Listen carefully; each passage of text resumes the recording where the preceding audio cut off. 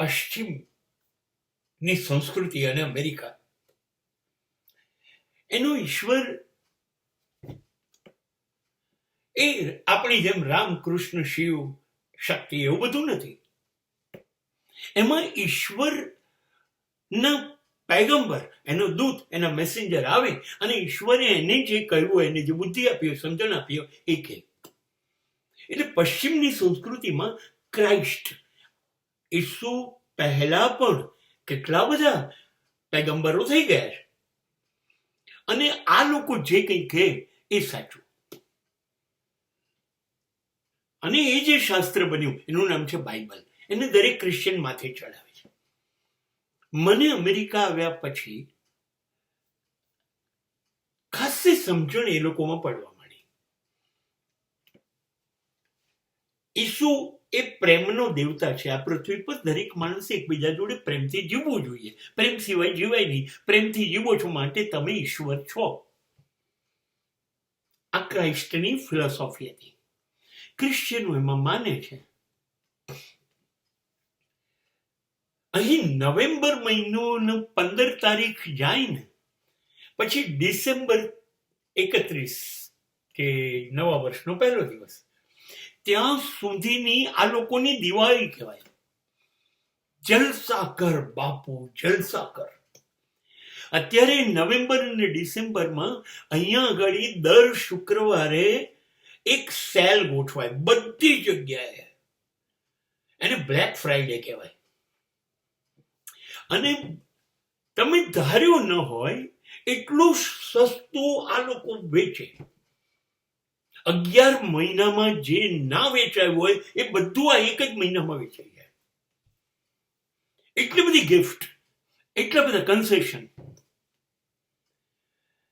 2-3 લાખ રૂપિયાના ટીવી 20,000 મળે, નવા પેટી પેક, પણ એક મહિનો, અને એ દર શુક્રવારે. ક્રિસમસ સુધી શાનદાર સેલિબ્રેશન. એક પણ હોટલમાં જગ્યા નહીં, એક પણ ક્લબમાં જગ્યા નહીં. ડાન્સિંગ, લાઇટિંગ, ડેકોરેશન, એ આ લોકોના નાતાલનું લાજવાબ સેલિબ્રેશન છે. અને જ્યારે મેં જોયું ત્યારે મને એમ લાગ્યું કે પૈસા છે અને બધા ખર્ચી નાખે છે 11 મહિના કમાઈને એક જ મહિનામાં, પણ જિંદગી શાંતિ જીવે છે. અને મને જે બહુ જ ગમ્યું એ જે પાત્ર છે અમેરિકાનું અને બીજા વિશ્વનું, એનું નામ છે સાન્તા ક્લોઝ. બહુ સરસ ઘટના આ લોકોએ ઊભી કરી છે. આ લોકોએ એવું વિચાર્યું કે સ્વર્ગમાંથી એક વૃદ્ધ પૃથ્વી પર આવે છે આ મહિના માટે. અહીં રોડ ઉપર, ક્લબ પર, પેટ્રોલ પંપ ઉપર, લાઇબ્રેરીમાં, સ્કૂલ ઉપર, કોલેજમાં, જ્યાં જુઓ ત્યાં સાન્તા ક્લોઝનો ડ્રેસ પહેરી અને લોકો ઊભા હોય છે. એની પાસે બધી ગિફ્ટ હોય. એ મોટે ભાગે નાના બાળકોને આપે.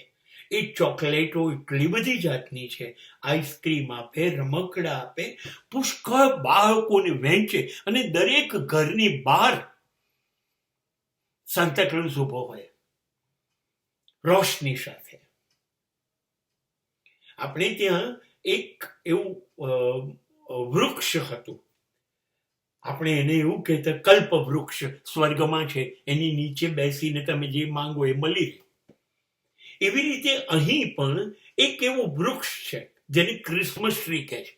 દરેક જણા અત્યારે કમસે કમ કરોડો ક્રિસમસ ટ્રી અને સાન્તા ક્લોઝ વેચાશે. દરેક જણ પોતાના ઘરમાં આ મહિનામાં ક્રિસમસ ટ્રી વસાવે. મતલબ કે આપણે જેમ કલ્પવૃક્ષ પાસે માંગીએ એમ આની પાસે માંગે અને એમની ઈચ્છા પૂરી થશે.